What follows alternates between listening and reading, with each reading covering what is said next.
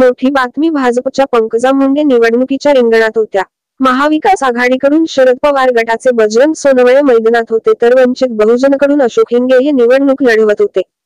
बीड लोकसभा मतदारसंघातून प्रीतम मुंडे या खासदार आहेत। 2019 मध्ये प्रीतम मुंडे या जागेवरून विजयी होऊन खासदार झाल्या।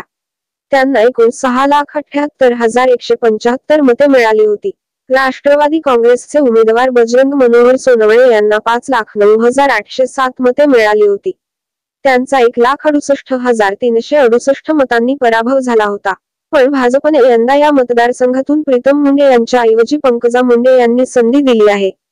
त्यांच्या विरोधात 2014 मध्ये बीड लोकसभा मतदारसंघातून भारतीय जनता पक्षाचे उमेदवार गोपीनाथ मुंडे हे विजयी होऊन खासदार झाले होते। त्यांना एकूण 6,35,995 मते मिळाली होते।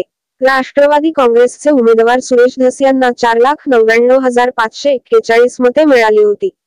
त्यांचा 1,36,454 मतांनी पराभव झाला होता। गोपीनाथ मुंडे यांच्या निधनानंतर प्रीतम मुंडे यांनी पोटनिवडणुकीत विजय मिळवला होता।